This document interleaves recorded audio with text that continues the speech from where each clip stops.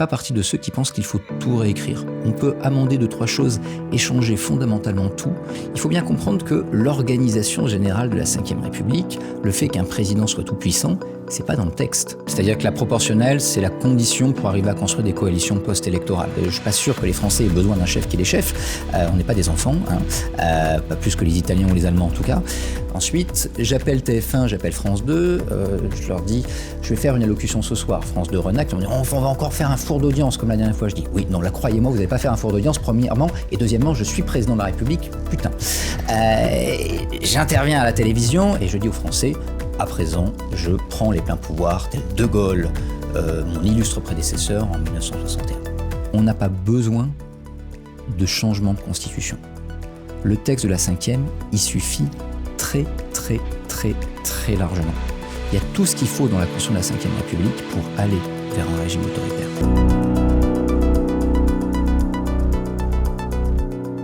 Bonjour Benjamin Morel. Bonjour. Que faire de notre 5e République ? Alors la 5e République, je suis pas sûr que ce soit une constitution qui aujourd'hui soit une constitution morte. Mais en même temps, c'est pas non plus une constitution parfaite. Je fais pas partie des turiféraires ou des contempteurs de la 5e République qui viseraient à considérer que cette 5e République, elle est par définition le mal absolu ou au contraire qu'elle est la solution à tous nos maux. La 5e République, il faut bien le comprendre, c'est pas une constitution très originale. C'est en fait une 4e République amendée. On voit la Constitution de la 4e République, qui elle-même est une reprise plus ou moins des grandes permanences de la 3e, et on se dit, mais en fait, qu'est-ce qu'il aurait fallu pour que ça fonctionne ? Il y avait des projets de révision de la 4e République dans les tuyaux, mais qui n'avaient jamais été au bout, mais qui existaient. Par exemple, le fameux 49 alinéa 3, cet article maudit, c'est pas une idée de De Gaulle et de Debré, c'est une idée de Pierre Pflimlin et Guy Mollet, deux anciens présidents du Conseil de la 4e République, qui s'étaient demandé de quoi aurions-nous besoin et qui comptaient faire passer ça sous la 4e République. Il s'avère que guerre d'Algérie, retour du général de Gaulle, il y a une occasion historique pour faire passer toutes ces réformes dans un paquet commun, ça va donner la 5e. Cette 5e, en tant que telle, elle est le fruit d'une réflexion constitutionnelle sur le long terme. Elle a des défauts, elle a également des grosses qualités, on peut la faire évoluer, ça ne nécessite pas forcément une 6e République. Admettons qu'on veuille faire un référendum d'initiative citoyenne. Moi, j'y suis très favorable. Il n'y a pas besoin d'une 6e République pour avoir un vrai référendum d'initiative citoyenne. C'est quelques alinéas à l'article 11 de la Constitution. Si on veut revoir complètement les rapports de force, les rapports de pouvoir, sans doute est-ce qu'on va y revenir, ces rapports de pouvoir, ils dépendent du fait que le président dispose d'une majorité. On change le mode de scrutin, c'est même pas dans la Constitution, c'est une loi ordinaire. On change déjà complètement l'organisation du régime. On n'a plus de président tout puissant, on n'a plus de nouveau Bonaparte. On a un régime parlementaire très classique. Donc ça montre qu'en la matière, la 5e République, on peut en garder la Constitution, on peut la faire évoluer à la marge. Il vaut mieux éviter de faire une tabula rasa parce que une Constitution, c'est quelque chose de très complexe en fait. C'est plein de jeux d'interaction. Michel Debré pensait construire un régime à l'anglaise en 58. Ça n'a pas donné ça du tout. En 1870, quand on fait la 3e République, on pense construire un régime qui va être un régime dans lequel, il y aura un équilibre relatif des pouvoirs et un président plutôt puissant. Ça ne va pas non plus donner ça du tout. Donc quand vous rédigez une Constitution, la règle veut que 10 ans plus tard, ça ressemble pas du tout à ce que vous aviez imaginé et que vous aviez pu imaginer la constitution du paradis et aboutir au règlement de l'enfer.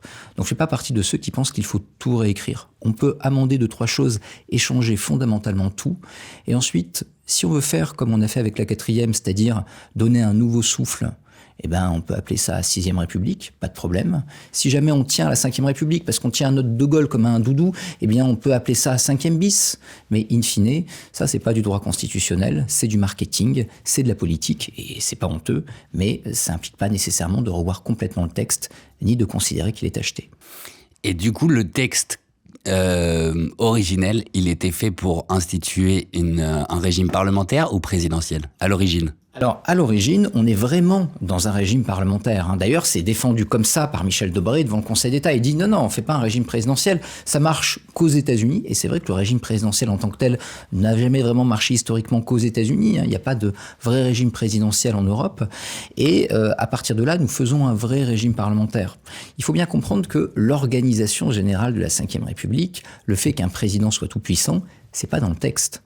C'est quelque chose qui est dans la pratique politique. Le président de la 5e, il a en fait moins de pouvoir sur la gestion des affaires courantes que peut en avoir, par exemple, le président de la Troisième République. Sous la Troisième République, eh bien, qui a la possibilité de proposer des lois? C'est le président de la République. Sous la Cinquième, c'est le gouvernement. Qui a la possibilité, sous la Troisième République, d'avoir le pouvoir réglementaire? C'est le président. Sous la Cinquième République, c'est le Premier ministre. On parle de domaine réservé.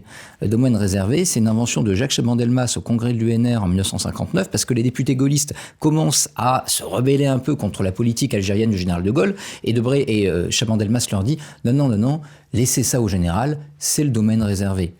Mais ça n'existe pas. C'est-à-dire que qui dispose des forces armées sous la Troisième République? Le président de la République. Sous la Cinquième, c'est le Premier ministre. On a un président qui, en fait, en droit, est relativement faible. Il a juste des pouvoirs d'exception. La dissolution de l'Assemblée, ça, tout le monde connaît ça depuis un an. Le référendum, c'est quand, malgré tout, il y a un texte qui est proposé par le gouvernement. L'article 16, on y reviendra peut-être, avec la possibilité d'avoir les pleins pouvoirs, mais on ne déclenche pas l'article 16 tous les 4 matins. Donc, hors ces périodes d'exception, on a un président qui, en fait, est relativement faible en droit.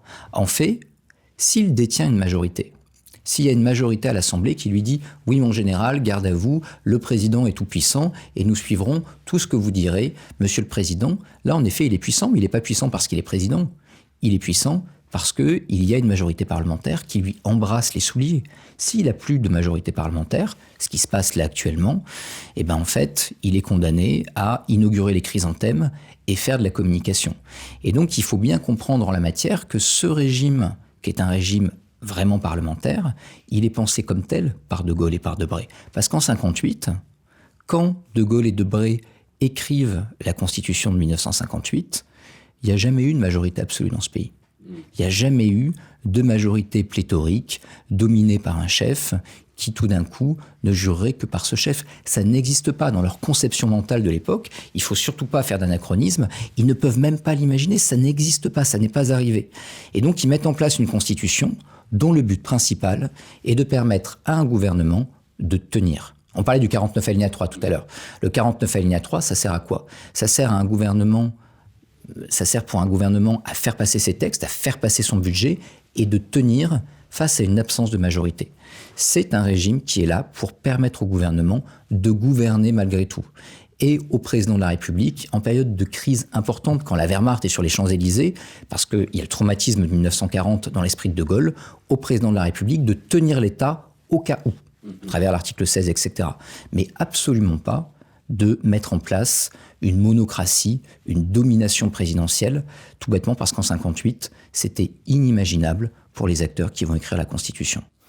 Et ça, c'est un petit détail à avoir en tête, c'est qu'un gouvernement fort, c'est un exécutif fort, mais c'est pas le gouvernement est l'émanation du Parlement. Donc c'est en soi, le gouvernement provient du Parlement. Ouais. Exactement, c'est-à-dire que ce qu'on appelle régime parlementaire, c'est quand le gouvernement est responsable devant le Parlement. Les États-Unis sont un régime présidentiel, pourquoi? Parce que Donald Trump n'est pas responsable devant le Congrès. Le Congrès peut être en désaccord avec lui, mais il ne peut pas le faire tomber, sauf procédure d'impeachment. Mais l'impeachment, c'est ce qu'on appelle une responsabilité qui est une responsabilité pénale. Autrement dit, c'est pas parce qu'on est en désaccord avec vous qu'on déclenche l'impeachment, c'est parce que vous avez fait une grosse bêtise. En France, si le gouvernement ne plaît pas au Parlement pour des raisons politiques, le gouvernement peut le faire tomber. Ce qui s'est passé récemment sur le budget, les députés n'étaient pas d'accord avec le budget de Michel Barnier, adieu Michel Barnier. Et donc c'est la définition d'un régime qui est pour le coup un régime parlementaire. Et pourquoi est-ce que on est tous persuadés d'être dans un régime présidentiel? On en est pour beaucoup persuadés, tout bêtement, parce qu'on confond le droit et les faits. En droit, encore une fois, on l'a dit, le président de la République a peu de pouvoir. En fait, il a plus de pouvoir que l'ensemble de ses homologues occidentaux. On reprend souvent la formule de Michel Duverger quand on parle du régime français, on parle de régime semi-présidentiel, parce qu'on aurait un président qui serait élu au suffrage universel direct. La France n'est pas le seul pays dans ce cas-là. Il y a le Portugal, il y a l'Autriche, il y a la Finlande, et de l'autre côté, on aurait un gouvernement responsable devant le Parlement. Mais c'est une idée assez fautive. Si vous prenez le président autrichien ou portugais, ils n'ont pas plus de pouvoir que le président allemand ou italien. En revanche, le président de la République française, lui, a plus de pouvoir dans les faits, pas dans le droit encore une fois, mais dans les faits, que son homologue américain. le président des États-Unis, il doit composer avec un Congrès qui ne maîtrise pas toujours, avec une Cour suprême qui l'embête, avec des États fédérés, regardez Trump et la Californie aujourd'hui, qui parfois n'ont pas tout à fait envie de lui prêter main forte. Et donc dans ce cadre-là, le système américain est plein de contre-pouvoirs. En France, j'ai un modèle politique qui fait qu'il n'y a pas vraiment de contre-pouvoir. Comment ça se passe ? J'ai dit un président de la République. Il se passe 2 trucs en 62. 1962, plus que 1958, d'une certaine façon, c'est le grand tournant de notre vie politique. En 62, De Gaulle fait un référendum sur l'élection au suffrage universel du chef de l'État. Premier fait, on a un président qui, à partir de cette époque-là, va être élu au suffrage universel direct. Jusqu'à présent, la plupart des partis politiques pensaient qu'un président puissant, c'était une forme de parenthèse dans l'histoire. Il y avait De Gaulle. Et De Gaulle, on en avait besoin parce qu'il fallait régler la guerre d'Algérie, parce qu'il fallait remettre le pays sur pied. Et une fois que De Gaulle serait parti, 5e République ou 4e République, on allait avoir un nouveau René Coty ou un nouveau Vincent Auriol. 62 fait que les prochains présidents seront élus au suffrage universel direct. Derrière, il n'y a pas que le référendum en 62. De Gaulle voit que Pompidou tombe sur ce référendum, Pompidou qui est Premier ministre. Qu'est-ce qu'il fait ? Il dissout l'Assemblée nationale. Et là, il se passe quelque chose de très intéressant. Les élections législatives de 1962, à la suite de la dissolution, vont donc suivre de quelques semaines le référendum. Les électeurs qui sont les électeurs de l'opposition, ceux qui ont perdu le référendum, vont rester chez eux, ils vont se démobiliser. Les électeurs gaullistes, eux, vont se déplacer. Et là, ça donne quelque chose qu'on n'avait jamais vu auparavant, une majorité absolue, ce qu'on va appeler les godillots, qui obéissent au général. Et là, on change totalement de système. Ce truc que n'avaient pas imaginé De Gaulle et Debré, une majorité absolue qui accepte les ordres du président de la République, vient d'advenir. Et on va dire, ok, c'est un accident. Sauf qu'en fait, ça ne va pas être un accident. Quand on va avoir une élection présidentielle préalable à une élection législative, on va chaque fois avoir ce jeu de ricochet d'une élection sur l'autre. Alors on aime à dire, les Français veulent donner une majorité au président de la République. C'est pas ce qui se passe en fait. Derrière une élection présidentielle, l'électorat de l'opposition est groggy, il se démobilise et il laisse la majorité, avec un mode de scrutin très sensible, à ce qu'on appelle la participation différentielle, autrement dit une partie de l'opinion qui décide de rester chez elle, eh bien on va avoir des vagues majoritaires. Si je tiens l'Élysée, derrière, j'ai une majorité présidentielle, j'ai une majorité qui se constitue au Palais Bourbon. Qui tient l'Élysée, tient le Palais Bourbon. Le gouvernement est responsable devant le Parlement, on l'a dit. Donc qui tient le Palais Bourbon, tient Matignon. Si je tiens l'Élysée, je tiens le Palais Bourbon, je tiens Matignon, donc je tiens tout. Et c'est de ce fait-là, ce point-là, sur lequel dépend le régime. Et si moi, Français, de base, qui vote avec plein d'espoir à chaque élection, eh bien, j'ai enregistré ce fait politique qui jusqu'à présent fonctionnait bien, je me dis que la prochaine fois que je vais voter au présidentiel, nécessairement, le président aura une majorité. Et donc, quand j'ai un président qui arrive et qui dit « Moi, je ferai une réforme des retraites, une loi immigration, une loi sur la cueillette des fraises », je le crois parce que jusqu'à présent, ça marchait. Le problème, c'est que si ça ne marche pas, si le président n'a pas de majorité derrière, qu'est-ce qui se passe ? Eh bien, les promesses, il ne peut pas les tenir. Parce que quand je dis « Je vais faire une réforme des retraites », en fait, je promets quelque chose qui est du domaine du législatif. Un texte qui sera proposé par le gouvernement, voté par le Parlement, et avec lequel je n'aurai absolument aucun contact avant de le promulguer. Et donc c'est sur cette induction qu'on fait tous, et jusqu'à présent à raison, que repose la vision du présidentialisme que vous évoquiez. Mais cette vision-là, elle dépend d'un fait politique, d'un jeu de ricochet, qui n'a pas fonctionné en 2022, qui a encore moins fonctionné en 2024, et à voir s'il pourra refonctionner, on y reviendra sans doute, mais c'est pas évident. Il y a une chose qui a changé, on a changé la Constitution au moment du passage du septennat au quinquennat et à l'inversion du calendrier électoral. Qu'est-ce qui a motivé ces 2 réformes ? Alors, sur le quinquennat, il y a 2 considérations qu'il faut entendre. Il y en a une qui est plutôt justifiée, parce qu'on aime aujourd'hui tirer à balles réelles sur le quinquennat. On dit non, mais vraiment, le quinquennat, ça a été la pire chose qu'on a faite, etc.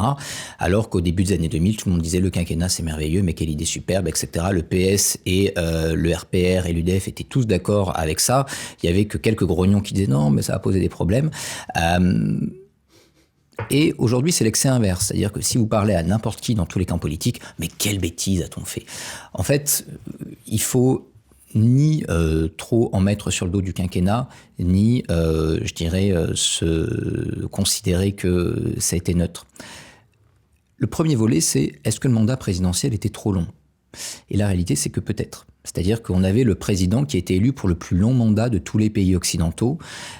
Avec nous, il y avait l'Italie, qui nous a un peu copié, mais le président italien, il a moins de pouvoir. Il y avait le Mexique avec 6 ans, mais le modèle mexicain, c'est également un modèle beaucoup plus à l'américaine, donc avec des respirations intermédiaires via les législatives. Donc on avait un président élu puissant pour 7 ans, ce qui est très long. Et aujourd'hui, vous mettez un président élu pour 7 ans, au vu de la rapidité du temps médiatique, etc. C'est long, ouais. C'est très long, va falloir y aller, et voilà, déjà qu'on dit putain 2 ans actuellement, imaginez le putain 7 ans qu'on aurait ensuite en 2027 si votre candidat n'avait pas été élu. Et donc dire non, on va faire 7 ans pour se projeter sur le temps long, ça m'apparaît être un anachronisme complet. Ce qui est intéressant à l'époque, c'est la position de la seconde chambre, la position du Sénat. Le Sénat dit banco pour le quinquennat, pour ces arguments-là. Mais en revanche, il refuse la loi organique. Une loi organique, c'est une loi qui précise la Constitution. Et cette loi organique, en l'occurrence, elle va organiser ce fameux télescopage des élections. Elle va faire que tout d'un coup, on va avoir une élection présidentielle et quelques semaines plus tard, une élection législative. Et l'argument des sénateurs est bon à l'époque. Ils disent, en fait, le problème, c'est pas le quinquennat. Le problème, c'est que vous voulez faire des élections législatives le 3e tour des présidentielles. Or, en faisant ça, vous êtes en train de tuer les élections législatives. Vous allez faire du Palais Bourbon une annexe de l'Élysée. Et donc ça veut dire quoi ? Ça veut dire que le Parlement, déjà les partis vont plus s'investir dans la législative, il n'y aura plus de programme législatif, et le Parlement va devenir un Parlement croupion. Alors au Sénat, on aime bien le fait que l'Assemblée nationale soit pas forcément la reine du bal, mais s'il n'y a pas d'Assemblée nationale, si l'Assemblée nationale est une chambre d'enregistrement, in fine c'est le Sénat qui souffre aussi, donc on vote contre la loi organique. Le Sénat, qui est de droite à l'époque, vote contre la loi organique et pour le quinquennat. L'argument des sénateurs à l'époque, il n'y a pas une virgule à en changer. On a en effet tué le Parlement en faisant ça, et on a fini par affaiblir le président de la République aussi, parce qu'on a mis un type sur lequel tout le pouvoir était concentré pendant 5 ans dans le viseur des Français, ce qui évidemment, in fine, crée aussi la crise de légitimité et encourage la crise politique. On arrive à la situation d'aujourd'hui. C'est-à-dire que ça a marché quand même pendant un certain temps.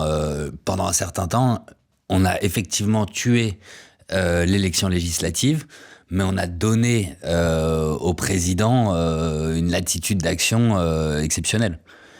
Jusqu'à que ça arrête de fonctionner. Alors, on a donné au président, en effet, une latitude qui était complètement exceptionnelle parce que on n'avait quasiment pas de contre-pouvoir. Ouais. C'est-à-dire que vous avez un pouvoir qui est un pouvoir quasiment absolu. Ouais. Le chef de l'État français, hors période de cohabitation, quand il détient une majorité, est le chef de l'État le plus puissant, mais largement du monde occidental. Puisqu'il contrôle presque le gouvernement, le Parlement. C'est ça. Vous avez absolument aucun chef de l'État ou chef de gouvernement qui, en Europe, peut arriver et dire « on fait passer tel projet de loi ». Regardez la crise Covid. C'était extrêmement intéressant, parce qu'en fait, comment est-ce que ça se passe en Allemagne ou en Italie ? Vous réfléchissez, vous pensez, vous débattez au Parlement des solutions, et après avoir débattu pendant une semaine des solutions, Angela Merkel arrive, ou Giuseppe Conte à l'époque, et dit voilà, on a débattu pendant des semaines ou des jours, et donc voilà quelles sont les décisions. En France, pas de spoiler. Le chef de l'État va parler dimanche à 20h. Chut, surtout, il ne faudrait pas éventer le secret. Et là, vous avez un Emmanuel Macron qui arrive devant les Français et qui annonce ça et ça. Comme il ne faut pas éventer le secret, parce que la communication, c'est la communication, les administrations ne sont pas au courant. Et donc, résultat, elles vont produire un truc pendant la nuit, et le lendemain matin, vous avez des ministres qui vont se retrouver avec des choses qu'on prépare les administrations entre 20h et 4h du matin. Évidemment, tout est à refaire, et le dimanche d'après, Emmanuel Macron dira « Regardez, l'administration, c'est n'importe quoi ». Les partis politiques qui n'ont pas été consultés vont dire « Non, on n'a pas été consultés, c'est horrible ». Et donc, à partir de là, vont rentrer dans l'art du chef de l'État. Et vous comprenez bien qu'en faisant ça, vous avez en effet un chef d'État tout-puissant, mais vous ne construisez pas le consensus. Ouais. On tue la politique. On réduit la politique à un jeu, à une élection présidentielle ultra personnalisée. Et à un choix qui est un choix souverain du chef de l'État en majesté, mais qui derrière ne construit aucun consensus, aucun compromis, et donc à partir de là, se retrouve devant une situation qui est une situation de fragilisation. Parce que, malgré tout, on reviendra sans doute plus tard sur le mode de scrutin, mais Il ne faut pas croire que parce que vous avez été élu, vous disposez d'une majorité des Français derrière vous. On confond souvent légalité et légitimité. En d'autres termes, quand vous dites « non, mais le chef de l'État pourrait peut-être pas faire ça », vous dites « non, mais attendez, il a été élu ». Oui, très bien. Mais l'élection conditionne votre légitimité à exercer vos pouvoirs constitutionnels, mais pas nécessairement à disposer de tous les pouvoirs. Quand un président dit « j'ai été élu pour faire une réforme des retraites et donc j'ai le droit de le faire », en fait, quand il a été élu et qu'il a mis une réforme des retraites dans son programme, il n'avait aucun droit de le faire. Parce qu'en fait, il n'avait aucune possibilité de proposer le texte et encore moins de le faire adopter. Si jamais, je vous dis, élisez-moi maire de Clermont-Ferrand, c'est la plus belle ville du monde, c'est la mienne, et moi, maire de Clermont-Ferrand, je construirai un porte-avions nucléaire. Et qu'ensuite, vous m'élisez et je dis, j'ai le droit de construire un porte-avions nucléaire.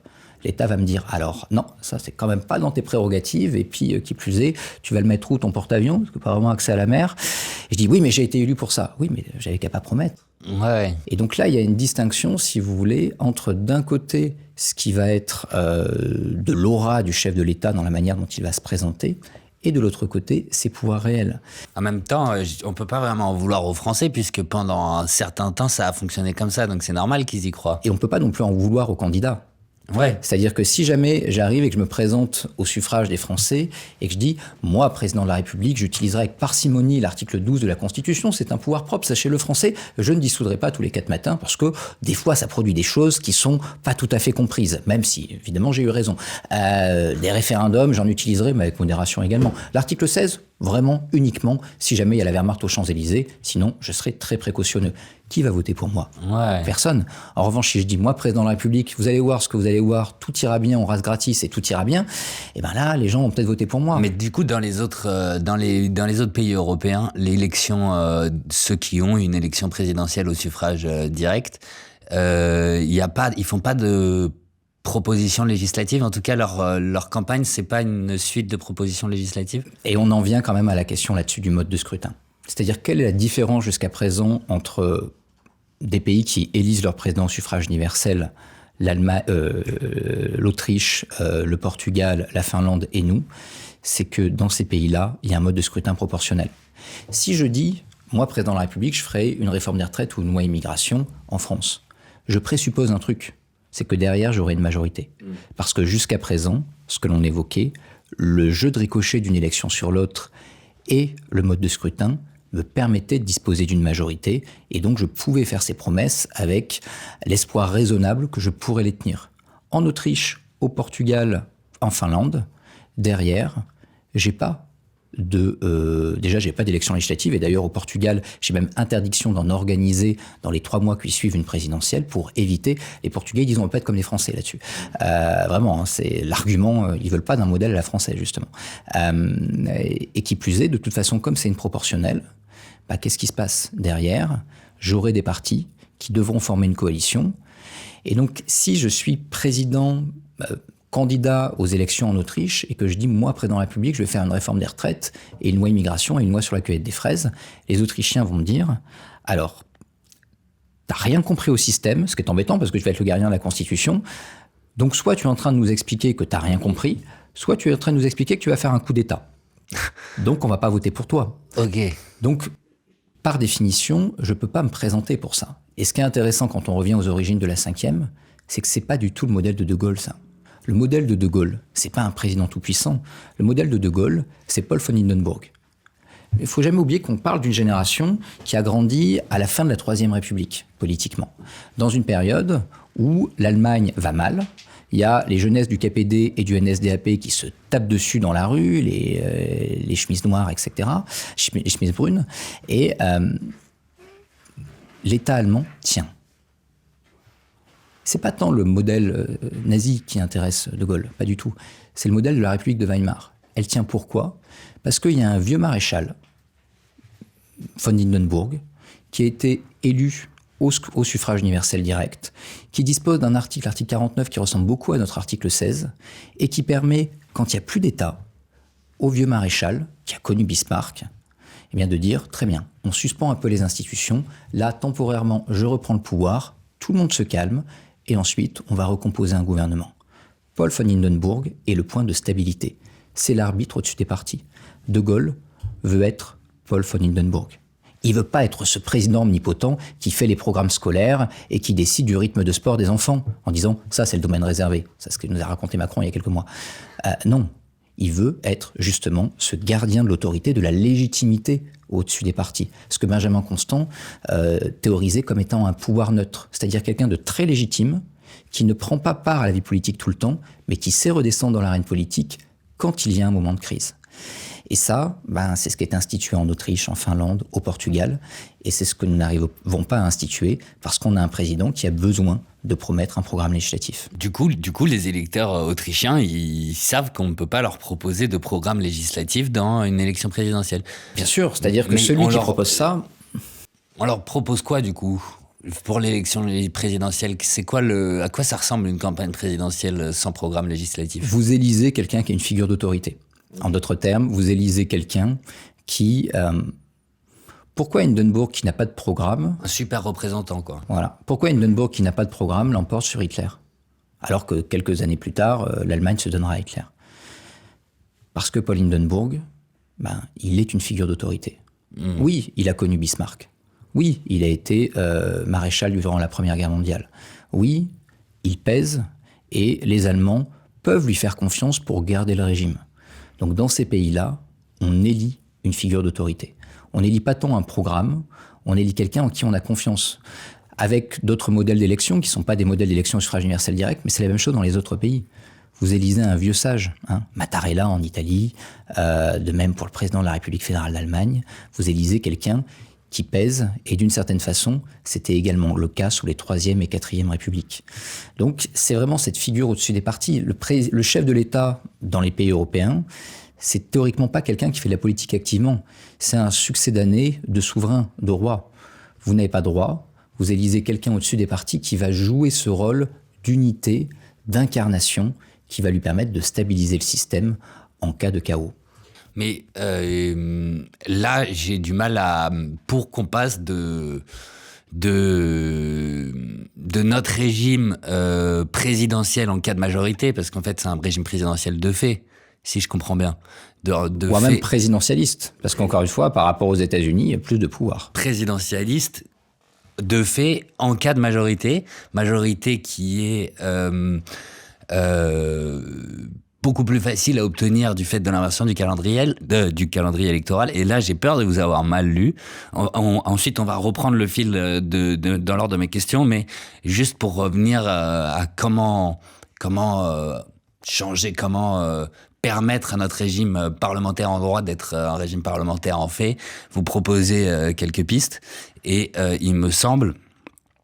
je ne me souviens pas avoir vu de proposition de revenir sur le calendrier électoral.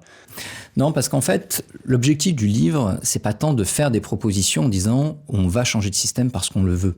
On peut le vouloir. J'avais écrit un petit opuscule il y a 1 an et demi qui s'appelle Contre la monocratie, 50 propositions pour revenir sur le présidentialisme. C'était aux éditions du Bord de l'eau, où là, je faisais des propositions qui étaient des propositions de changement. L'objectif du dernier bouquin, c'est de dire, en fait, c'est pas une volonté. C'est quelque chose sur lequel, en fait, on doit se retrouver parce qu'on n'a pas le choix. Parce qu'on est parti tout à l'heure du principe que un président de la République était élu et que derrière, il avait une majorité. Ce qui s'est passé pendant longtemps. Mais ça, on le naturalise comme si c'était une nécessité physique, mathématique. Sauf que le mode de scrutin majoritaire à 2 tours n'a pas donné de majorité dans ce pays avant 1962. Alors que, dans sa forme à peu près actuelle, il date du Second Empire. Ça a été le mode de scrutin de toute la Troisième République. Et quand De Gaulle et Debré pensent à l'équilibre du régime, Debré veut un scrutin majoritaire à 1 tour. Comme en Grande-Bretagne, parce que le modèle de Debré, c'est vraiment la Grande-Bretagne. Et De Gaulle lui dit non. Non, parce que déjà, c'est pas dans notre tradition. Et puis ensuite, en 1953, les travaillistes l'avaient emporté en voix, mais ils avaient perdu en siège. Et on retrouve ça plusieurs fois dans l'histoire britannique ou canadienne. Vous avez un parti qui l'emporte en voix, mais qui perd en siège. C'est un mode de scrutin qui est connu pour avoir ces effets pervers d'inversion des résultats électoraux. Donc ça paraît un peu compliqué. Et De Gaulle dit, en fait, on va remettre le mode de scrutin majoritaire à 2 tours, qu'il n'institue pas en valeur cardinale. Il était pour la proportionnelle en 46, ça lui permettait d'écarter les communistes, et il est pour le mode de scrutin majoritaire à 2 tours en 58, ça lui permet à l'époque d'écarter les communistes. Donc voilà, il est très pragmatique De Gaulle, il fait absolument pas du mode de scrutin une valeur, c'est un instrument politique pour lui. Mais en faisant ça, il est persuadé, comme Debré, qu'il n'y aura pas de majorité, que le mode de scrutin majoritaire à 2 tours ne produira pas de majorité. Et encore une fois, ils sont les premiers surpris par la vague majoritaire en 62. Il y a 2 conditions pour que ce mode de scrutin donne des majorités. La première condition, on l'a évoqué, c'est ce jeu de ricochet. La deuxième condition, c'est la bipolarisation. Il se passe un truc en 58 qui n'a rien à voir avec la Constitution. L'hémicycle de 1956, la dernière élection de la 4ème République, c'est quoi ? Il y a 25% de communistes. On ne peut pas s'allier avec eux parce que depuis 1947, période de guerre froide, ils sont ostracisés. Il y a 8% de pujadistes, on ne peut pas s'allier avec eux, c'est des pujadistes. Et il y a 4,5% de gaullistes, on ne peut pas s'allier avec eux parce que De Gaulle ne veut pas. Je gouverne donc sur les 2/3 de mon assemblée, et sur ces 2/3 de l'assemblée, ça pèse à peu près 50% de l'électorat. Les partis avec qui je gouverne sont des partis qui sont des partis relativement minoritaires et qui d'ailleurs sont d'accord sur rien. C'est la vraie faiblesse de la 4ème République. En 58, qu'est-ce qui se passe ? On réintègre les gaullistes. La droite, tout d'un coup, est au complet parce que les poujadistes disparaissent. Et avec le programme commun, on réintègre les communistes. Quand la droite est au complet, elle est hégémonique. Ce qu'a compris Mitterrand, c'est que si on réintègre les communistes, on offre un autre pôle. Et qu'à ce moment-là, peut se mettre en place un jeu d'alternance. La 5e République tient, dans son modèle classique, par cette bipolarisation. J'ai une droite, une gauche et un scrutin majoritaire à 2 tours qui permet l'alternance et les majorités absolues. Regardez là, on n'a plus de bipolarisation. Et on pourrait se dire, cette absence de bipolarisation, c'est un accident, c'est quelque chose... Non. Regardez la sociologie électorale, on a 3 blocs excessivement étanches d'un point de vue électoral, et 3 blocs, ça ne donne plus de majorité absolue. Et à partir de là, on n'a pas changé de constitution, on n'a pas changé une virgule, on n'a même pas changé de mode de scrutin, mais on a nécessairement changé de système. Et c'est pas un choix politique, c'est-à-dire c'est pas de dire non, vous êtes contre le présidentialisme, nous on aime bien le présidentialisme. Non, c'est pas être contre le présidentialisme, c'est constater un fait électoral et en tirer des conclusions institutionnelles. Et à partir de là, qu'on le veuille ou non, la période de la 5e République présidentialiste, elle apparaît très compromise. Je comprends. Du coup, j'ai mieux la logique en tête. Vous aviez fait un livre de propositions il y a 1 an et demi, et en fait, on sortirait du présidentialisme sans même le vouloir, par la force des choses, quoi. Et du coup, on se retrouverait en France. À l'avenir, comme on s'est retrouvé récemment, sans majorité claire, et donc dans l'obligation de faire une coalition. Et pourquoi est-ce que ça a été si difficile en 2022, en 2024, surtout en 2024 Alors d'abord, c'est pas une affaire de culture politique. Moi, je commence à avoir les poils qui se hérissent quand on me dit « oui, la culture politique de la France, blabla ». En fait, lisez des auteurs de la 4ème République. Il y en a plein. Ils disent aux gaullistes, un président, il est au suffrage universel direct. Non, mais on va être tout à fait sérieux. On a fait ça sous la 2e République, ça finit en empire. C'est pas dans notre culture politique. On est la plus vieille démocratie parlementaire du continent. On fait des compromis depuis la Restauration. Vous allez quand même pas nous imposer un modèle néo-bonapartiste dont on sait très bien que dans ce pays, il a jamais vivoté plus de 20 ans. Et d'ailleurs, les partis politiques, en 58, pensent que le gaullisme et le pouvoir gaullien, c'est une parenthèse. Et en 65, première élection au suffrage universel du président de la République, le Parti communiste se dit « on va quand même pas y aller, cette élection, elle sert à rien. C'est un jouet de De Gaulle, il va se représenter, il va tout écraser. Les élections ensuite, les vraies élections dans ce pays, c'est les élections législatives. On ne présente pas de candidat. » La SFIO se dit la même chose, mais la gauche se dit quand même qu'il faudrait qu'on ait un candidat face à De Gaulle. Il n'y a pas un type qui servira à rien, qui est mort politiquement, qu'on pourra envoyer pour perdre. Ah, je me souviens de quelqu'un, il organisait des attentats contre lui il y a quelques années, et de toute façon, il est mort politiquement, il est grillé, il est trop vieux, donc autant l'envoyer. Le quelqu'un en question, c'est François Mitterrand. Et donc, on envoie Mitterrand pour perdre face à De Gaulle. Mitterrand a compris qu'on avait quand même changé de système et que l'élection au suffrage universel du président de la République, la recomposition, etc., changeait le système et il y va. La plupart des livres écrits par des politiques, d'abord, ils les écrivent pas. Je nierai avoir tenu ce propos. Ah merde, on a enregistré. Et deuxièmement, ils sont pas bons. Hein. Il y en a un quand même qui mérite d'être vraiment cité, c'est le coup d'État permanent. Mitterrand, la force de Mitterrand, c'est qu'il a absolument tout compris avant les autres à la Ve République. Et Mitterrand a compris que cette élection-là allait compter. Mais les autres partis vont mettre 10 ans à comprendre que c'est pas un moment de Gaulle, qu'il y a quelque chose qui s'est passé en 58 et surtout en 62. Et peu à peu, ils vont s'adapter. Et ils vont tellement bien s'adapter qu'aujourd'hui, en effet, ils sont devenus des écuries présidentielles qui n'ont qu'un but, c'est gagner les élections présidentielles en étant persuadés que tout suivra derrière. Et là, ça crée un effet d'inertie. Mais cet effet d'inertie, elle existe. Notre problème, c'est pas un problème de culture. Le problème, c'est un problème de structure. Qu'est-ce qui change en 62 ? La structure du régime politique. Qu'est-ce qui a changé ici ? La structure également. Il faut en revenir là-dessus au mode de scrutin pour le comprendre. Le mode de scrutin majoritaire à 2 tours, ça peut produire des majorités absolues en cas de bipolarisation, mais ça a un autre effet, c'est que ça fige vos alliances préélectorales. En d'autres termes, admettons que vous soyez un député socialiste. Vous avez été élu grâce au NFP. Si demain, vous avez un candidat insoumis face à vous, eh bien, la base électorale qui a été la vôtre, elle va se cliver, et donc vous passerez pas au 2e tour, et vous perdrez votre siège. Donc, le fait de retrouver votre alliance préélectorale est nécessaire et vital pour pouvoir demain vous représenter et regagner votre siège. Et dans ce cadre-là, une fois que les élections sont passées, et que vous avez fait alliance avec la France insoumise, vous n'allez pas dire aux macronistes « En fait, on a fait alliance avec eux, mais là, on va faire alliance avec vous ». Prenez, là, je parlais de tripolarisation tout à l'heure, prenez les dernières élections législatives, en cas de second tour entre un socialiste, pas un NFP, un socialiste et un RN, il n'y a que 50% des électeurs centristes qui ont voté pour le socialiste. Donc d'un côté, vous n'avez aucune ressource en voix, ou pas beaucoup, et de l'autre, vous avez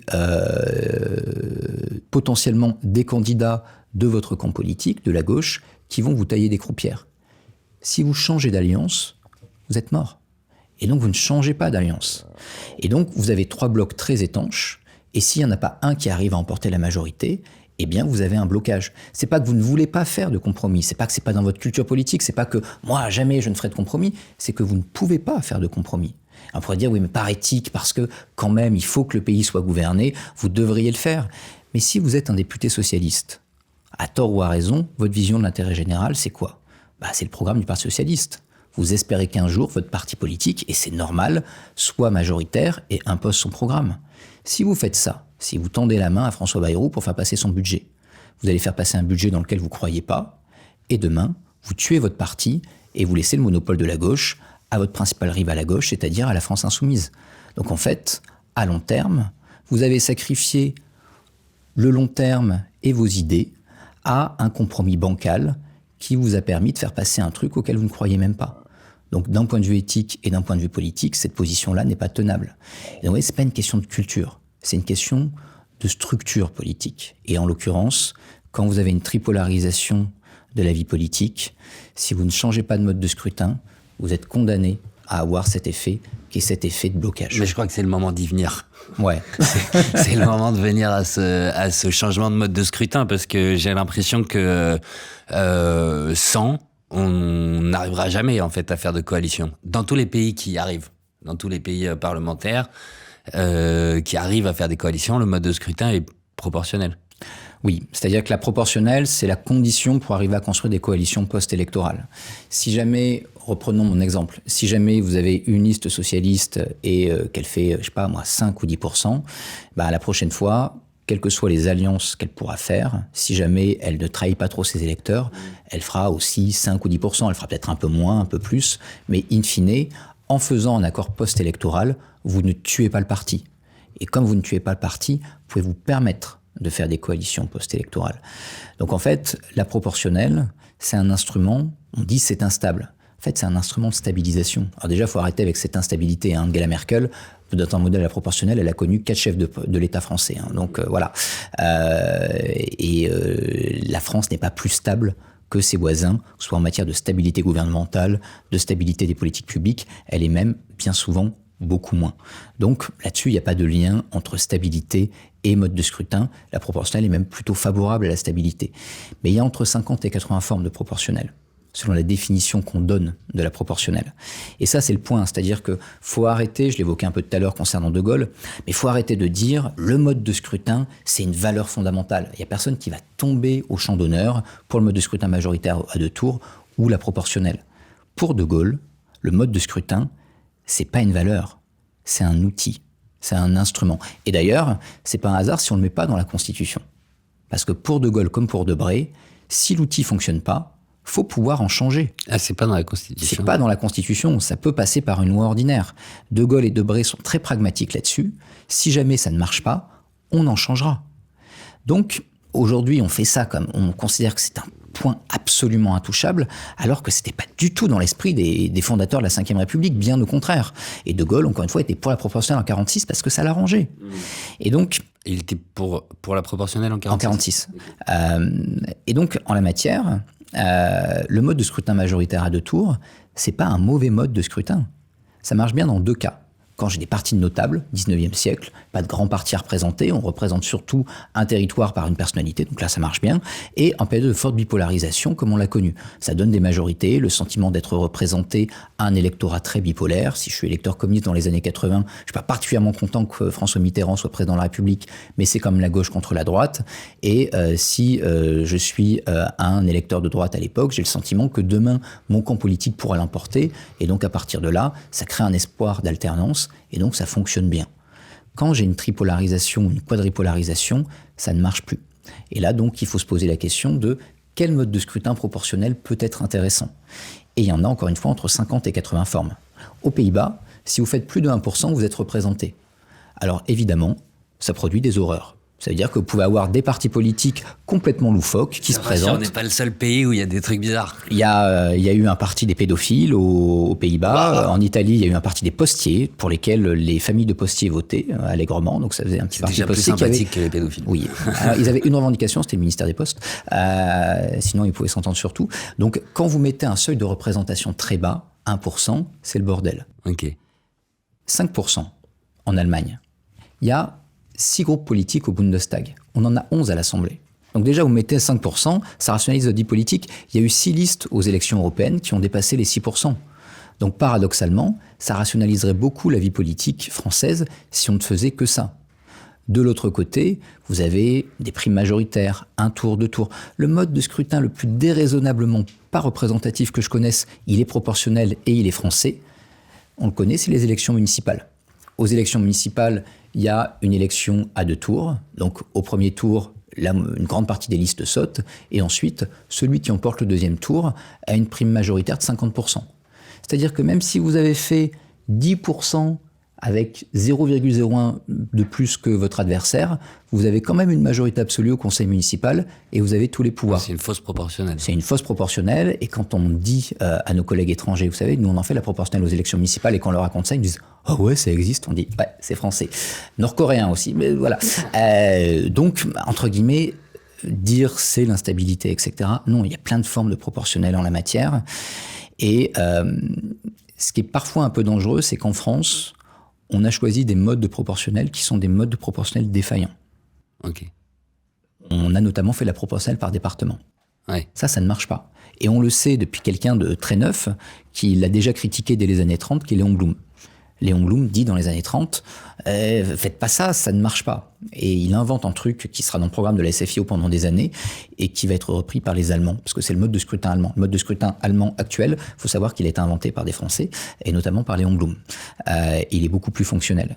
Quoi qu'il en soit, la proportionnelle par département, sur lequel souvent on retombe, et qu'on a pratiqué sous la 4e en 86, elle a plusieurs problèmes, mais le principal problème, les 2 principaux problèmes, c'est que d'abord, c'est pas du tout la même élection selon les départements. Prenez le département de la Creuse, il y a un député Ça veut dire quoi ? Ça veut dire que celui qui arrive en tête devient le député. C'est ce qu'on appelle un scrutin majoritaire à un tour. Et donc, ça n'a pas de sens. Le deuxième problème, qui est plus profond par rapport au problème de gouvernabilité qu'on évoquait, si j'ai un département où j'élis 2, 3 députés, 4, reprenons la gauche, c'est le plus topique actuellement. La gauche part des unis. Je suis un député socialiste dans un département où on élit 2 ou 3 députés. Si la gauche part des unis, je suis mort. Comme aujourd'hui. Et donc, qu'est-ce que je vais dire ? Je vais dire, on ne change pas d'alliance après l'élection. On reste dans mon alliance près de premier tour, sinon je suis mort. Et donc, je fluidifie pas ma vie politique. Donc, la proportionnelle par département, déjà, ça a des effets moins représentatifs, mais sans même parler de ça, en fait, ça sclérose également mes blocs et ça ne rend pas le pays plus gouvernable. Donc, si on fait une proportionnelle pour que ce soit plus gouvernable, il faut à la fois faire le deuil de nos idées préconçues sur le scrutin majoritaire et de nos réflexes, qui est de revenir aux modalités de la proportionnelle qu'on a mis en place plusieurs fois dans notre histoire et dont on sait qu'elle a de gros effets pervers et qu'elle ne fonctionne pas.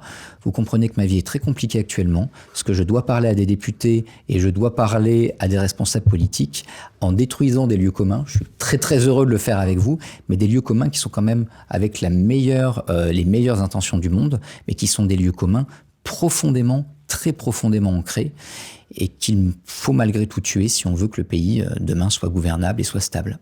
Tout l'enjeu de votre livre, justement, c'est de tenir compte des changements qui ont eu lieu de cette nouvelle tripartition, et en fait tout notre système est grippé depuis. En fait, ce qui se passe, c'est ça, c'est qu'on n'arrive pas à faire de coalition, le présidentialisme ne fonctionne plus non plus, et donc en fait on est vraiment un coq sans tête en ce moment. Et du coup, l'instauration de la proportionnelle devient beaucoup plus urgente pour qu'on ait un système qui fonctionne. Elle est en effet relativement urgente, c'est-à-dire que, si vous voulez, l'un des vrais risques que l'on court, je renvoie souvent à un discours qui a été celui d'Édouard Philippe il y a 3 mois à peu près. Il fait sa rentrée, je ne sais où, et il reprend la phrase prêtée à Chirac, « Putain 2 ans ». Putain 2 ans. Alors dans le putain 2 ans, il y a sans doute une forme de sous-entendu qui est si l'autre démissionnait, on n'attendrait pas 2 ans. Ce qui est un gentil coup de sabot de l'âne d'un ancien Premier ministre à son président. Et deuxièmement, il déroule tout un truc. La Chine construit autant de 5000 km d'autoroutes. L'Inde fait autant d'enfants qu'il y a de Français en 2 ans, etc. Bref, il nous brosse un tableau terrible. Mais dans le putain 2 ans, il y a une idée très forte chez les politiques, qui est pas que chez Édouard Philippe, qui est, en fait, dans 2 ans, c'est fini. Dans 2 ans, un président de la République, si possible moi, sera élu, disposera d'une majorité, et on est reparti comme avant. Et on essaiera de rattraper ce temps péniblement perdu. Sauf que, moi, je veux bien, mais actuellement, c'est pas ce que disent les cartes électorales. Il y a 2 scénarios pour 2027. On refait un peu de sociologie électorale, mais il faut voir que la gauche est encalminée dans ses fiefs, mais elle les tient. Les insoumis se sont payés le luxe d'avoir des seconds tours insoumis contre insoumis dissidents la dernière fois. Donc aller dire que la droite ou le centre va reconquérir ces circonscriptions, voilà.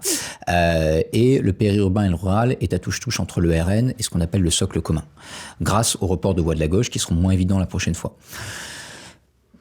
Ça, vous pouvez tourner les trucs autant que vous voulez. Si l'électorat se mobilise, ça ne donne pas de majorité absolue. Le seul espoir pour qu'il y ait une majorité absolue, ce serait une démobilisation de l'électorat populaire.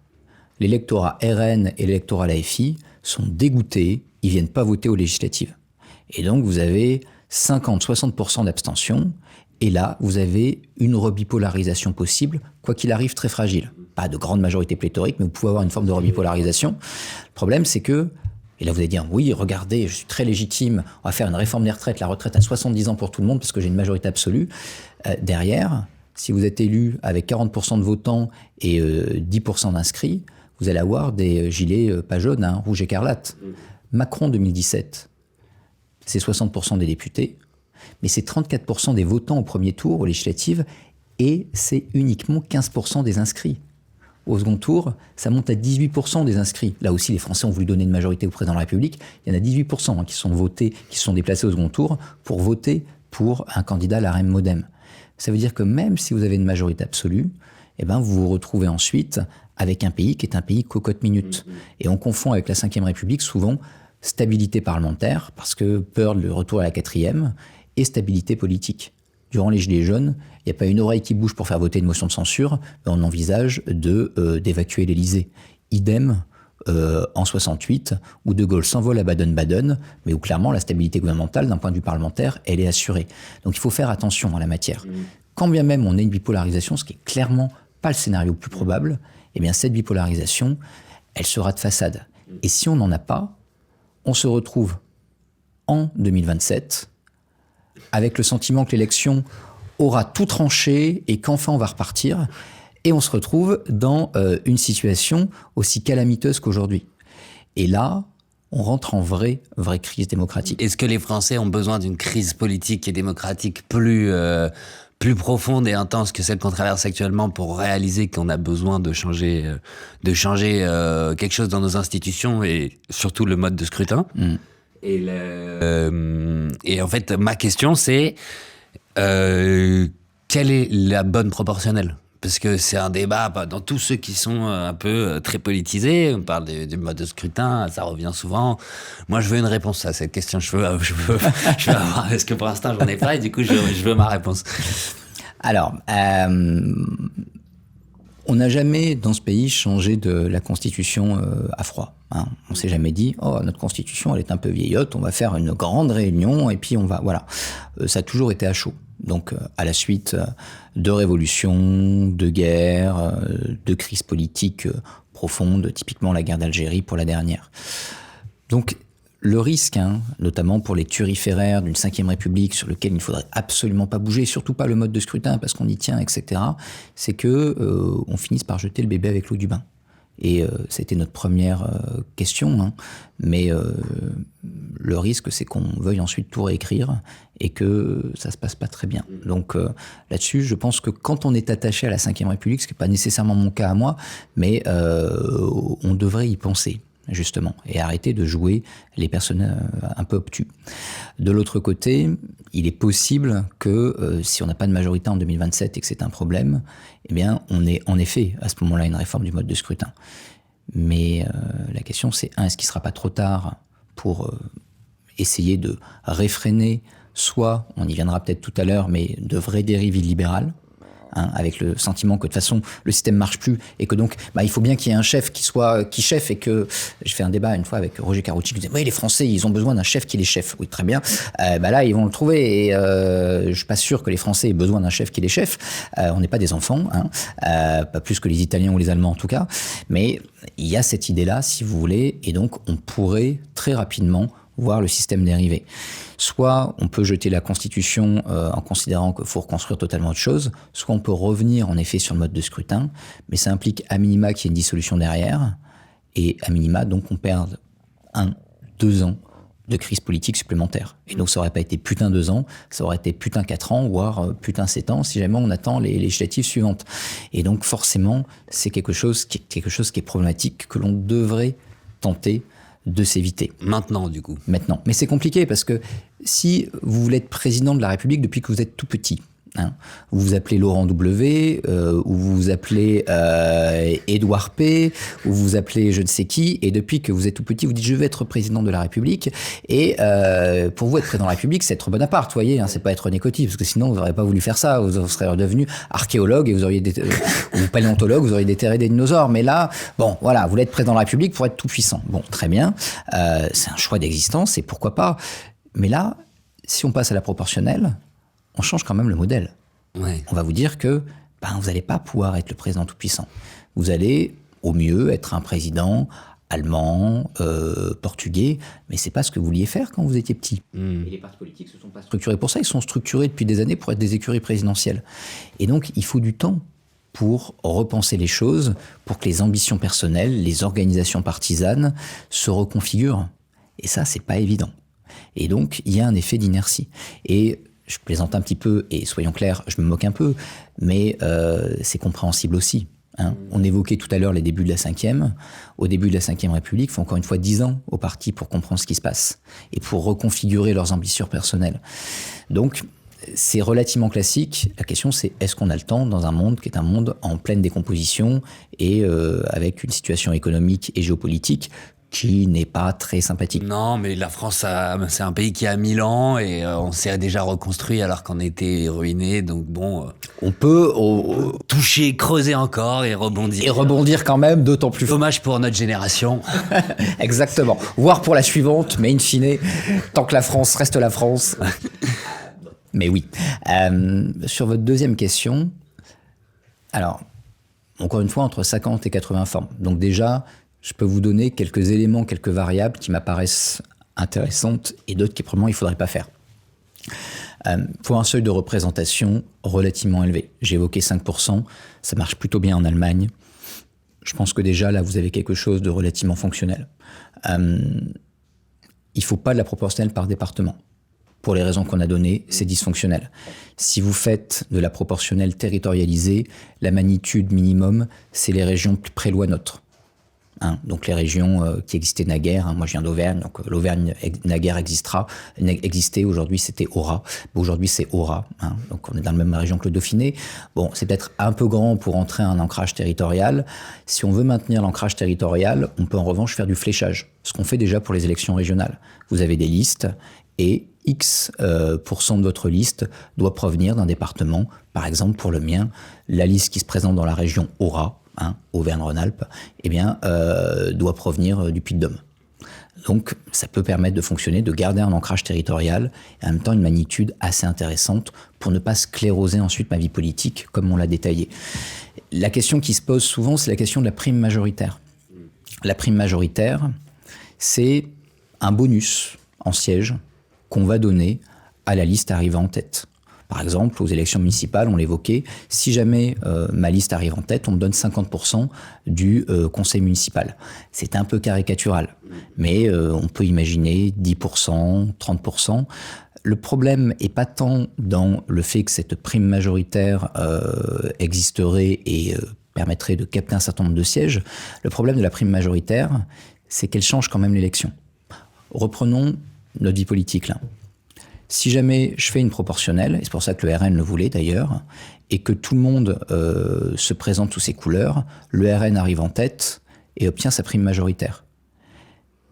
Que fait la gauche ? La gauche, elle dit, on fait l'union. Pourquoi ?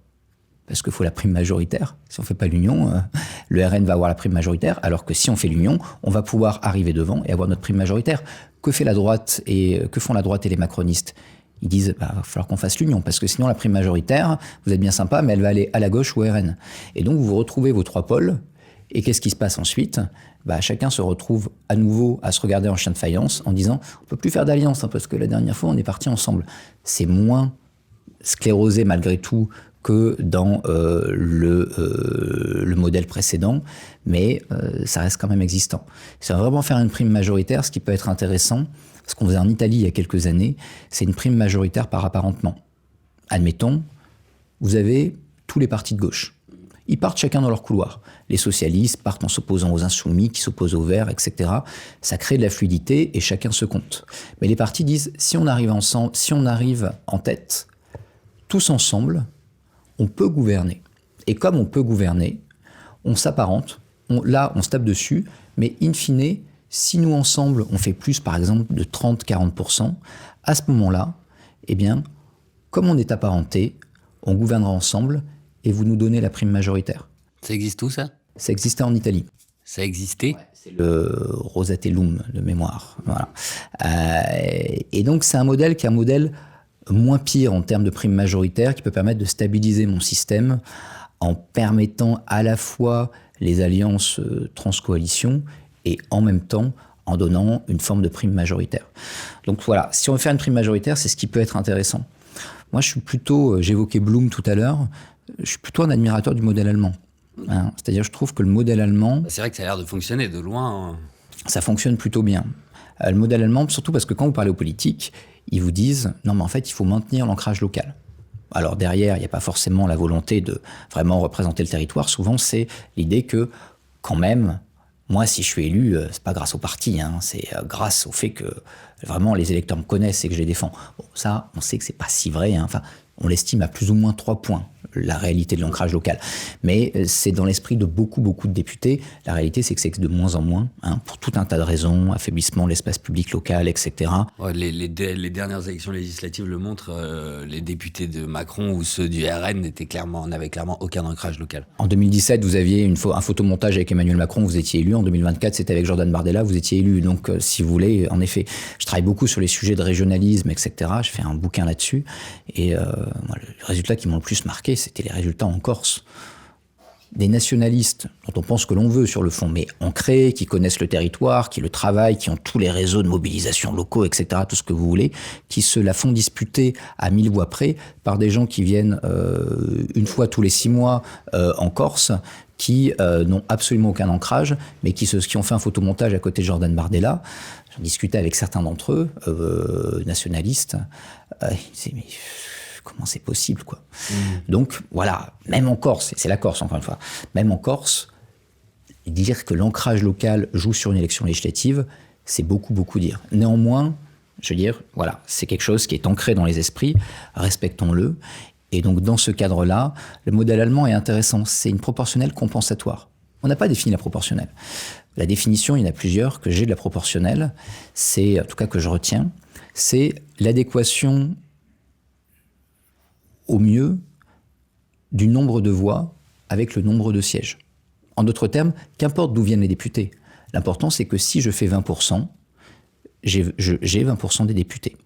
C'est ce que permet le modèle allemand. Dans le modèle allemand, j'ai des députés qui sont élus au scrutin majoritaire, à un tour en Allemagne, pour imaginer à 2 tours. Et une fois qu'on a élu ces députés au scrutin majoritaire, on regarde combien pèsent ces députés. Admettons, je suis à l'ESPD et j'ai fait 20%. Mais 20% me permettent d'obtenir 200 députés. On a élu mes députés au scrutin majoritaire à un tour, et il s'avère qu'au scrutin majoritaire, j'en ai obtenu 150. Qu'est-ce que je fais avec ceux qui restent ? Je vais les chercher sur une liste au niveau national. Et donc j'ai bien fait 20%. Ça me permet d'obtenir 200 députés, admettons, j'en ai 200. 150 ont été désignés au scrutin majoritaire, 50 ont été pris sur des listes. 20% égale 20%. Mais du coup, il y en a qui ont gagné leurs élections et qui sont sortis de la Chambre ? Alors, il y en a qui... non, parce que pour le coup, j'en ai 150 élus au scrutin majoritaire, et donc je vais chercher ceux qui me manquent sur une liste. Ok, d'accord. Alors maintenant, ils ont modifié la loi électorale. Si jamais j'en ai plus, je peux éventuellement faire sortir de la Chambre, mais là, on rentre dans une complexité sur laquelle je vais éviter d'écraser vos auditeurs, parce que je suis un peu un geek des modes de scrutin, hein, si ça ne s'est pas vu. Mes étudiants en souffrent. J'en fais 5 heures sur les modes de scrutin, je m'éclate, eux, un peu moins. Mais il y a des modalités, entre guillemets, qui permettent de rendre ce type de paradoxe gérable. Quoi qu'il en soit, ça permet de maintenir l'ancrage local du député, et en même temps, d'avoir une vraie représentativité proportionnelle. Proportionnelle compensatoire. Proportionnel compensatoire. Voilà, c'est bon, sur le modèle allemand. J'ai ma réponse. Si on veut maintenir l'ancrage, la gouvernabilité et la représentativité, ce qui sont les 3 grands facteurs qui permettent d'évaluer un mode de scrutin, actuellement, c'est le meilleur modèle. Et on dit c'est le modèle allemand. J'y reviens. Il n'est pas allemand. Il est français. C'est eux qui nous l'ont piqué. Voilà. Et avant qu'on change ce mode de scrutin, on se retrouve dans une situation avec un présidentialiste qui marche pas, et on va voir d'abord que Macron a essayé de le faire perdurer en pervertissant un peu les outils à sa disposition, et ensuite on va voir ce qui pourrait se passer si on s'adapte pas à cette nouvelle situation de fait politique, à ce tripartisme. En gros, cette nouvelle situation pour être un peu schématique, c'est celle-là, c'est que c'est un tripartisme qui fait que le fait majoritaire ne fonctionne plus. Et du coup, qu'est-ce qu'a fait notre ami Emmanuel pour maintenir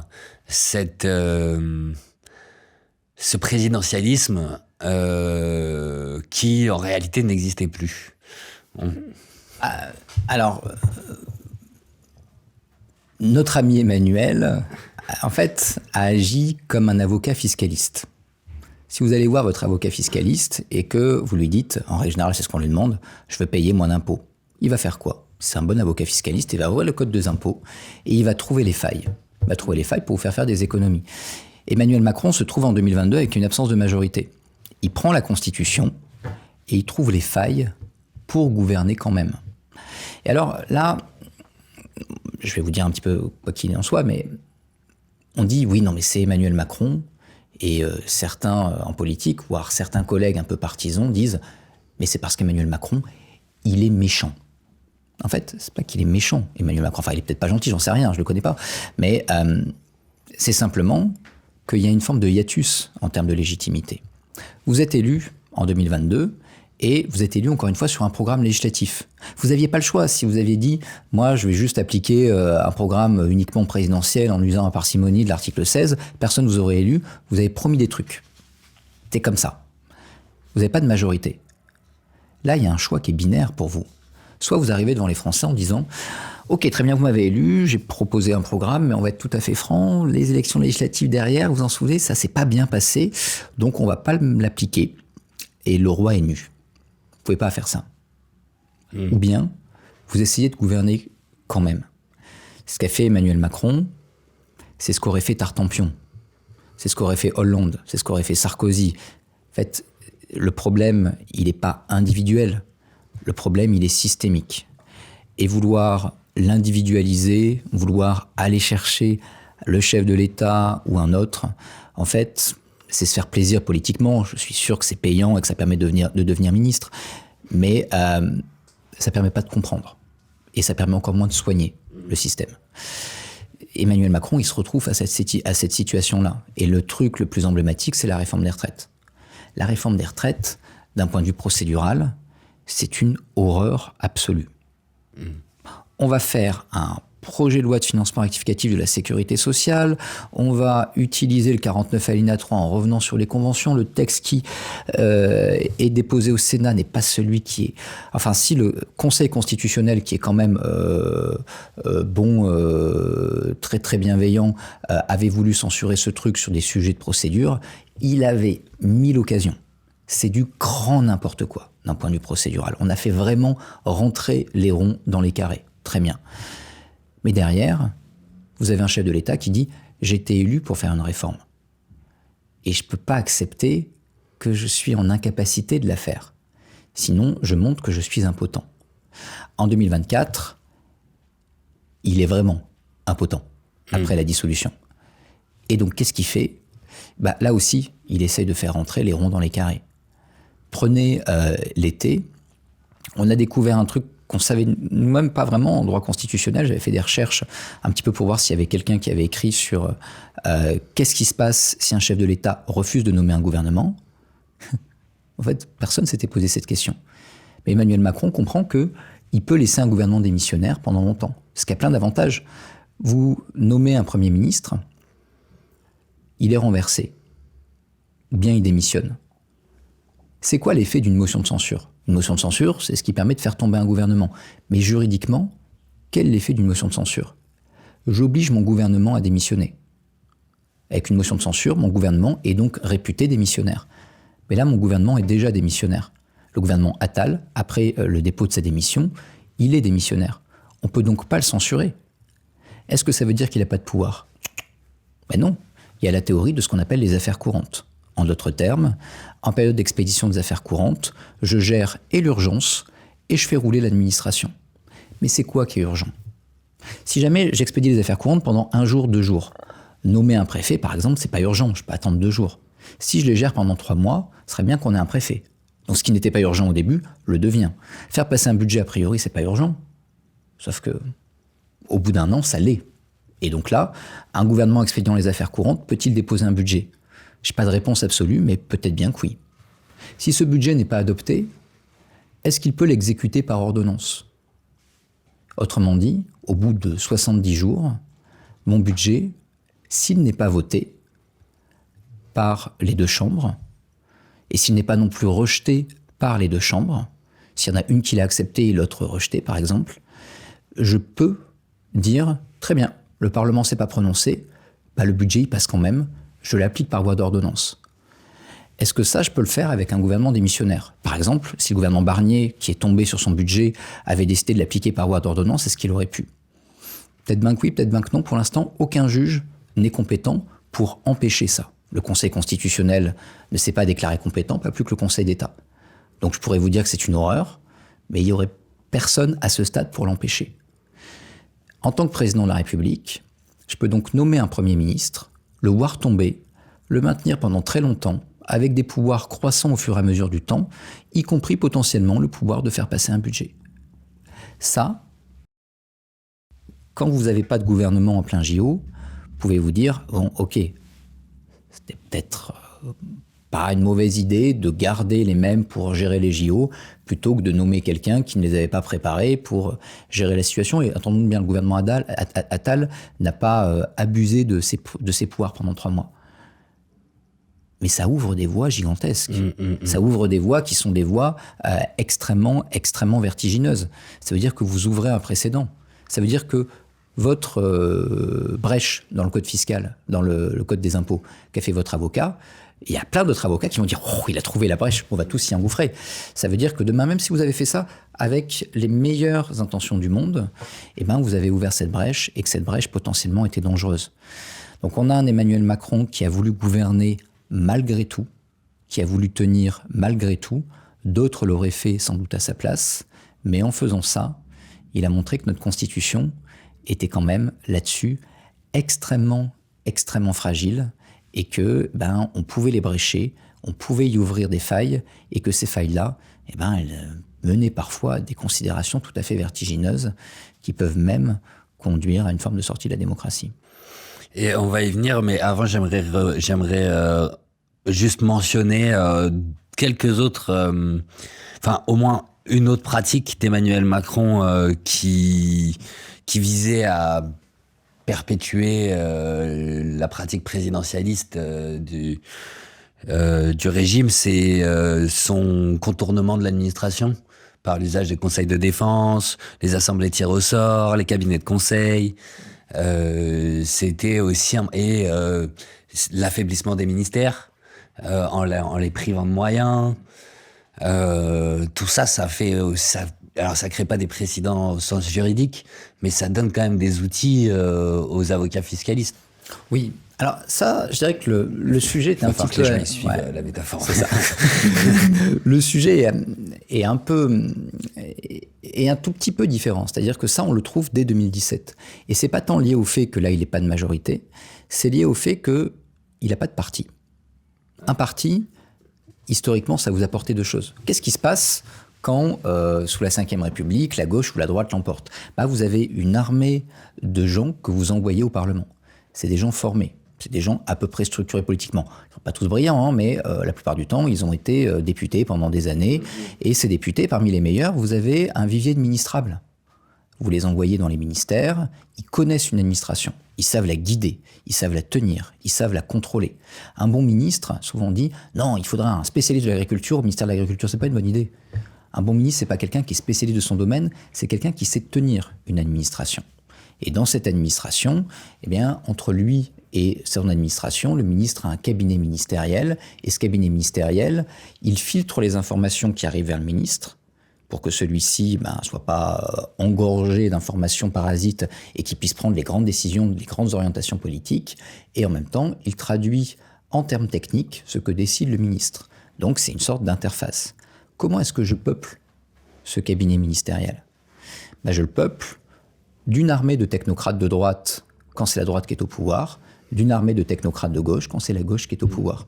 Macron arrive, il a des députés qui n'ont pour beaucoup jamais fait de politique, il n'a pas de grands ministrables, pas en cas de ministrables très compétents pour la plupart, ils n'ont souvent jamais été ministres, voire même ils n'ont jamais souvent fait de politique, et de l'autre côté, il n'y a personne qui veut aller dans ses cabinets.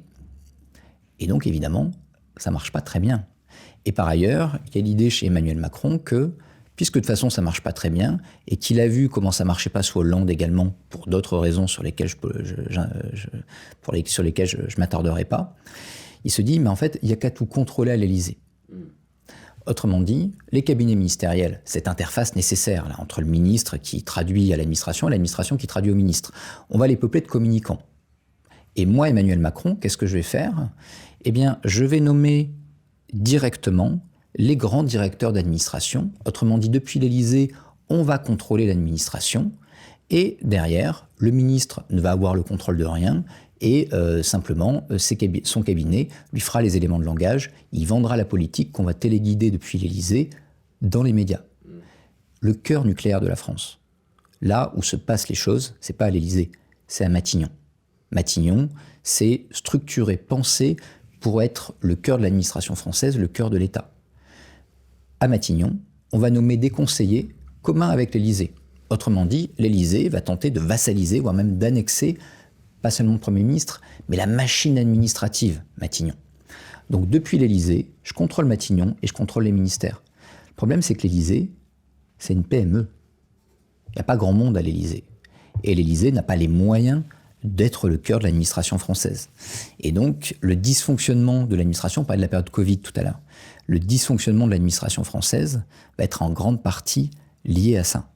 Emmanuel Macron, à la fois par obligation, parce qu'il n'a pas les personnes compétentes pour faire comme avant, et également par volonté de concentrer le pouvoir autour de lui, va complètement bordéliser l'administration, parce qu'il va vouloir faire de l'Élysée et lui-même le cœur nucléaire de toute cette machine.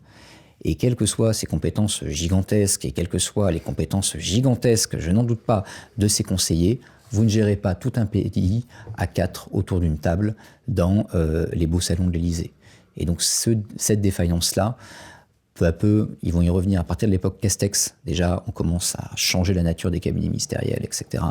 Mais il va falloir la crise Covid vraiment pour prendre conscience que c'est pas possible. Et au-delà de ce bordel qu'ils ont généré en se surestimant, ils ont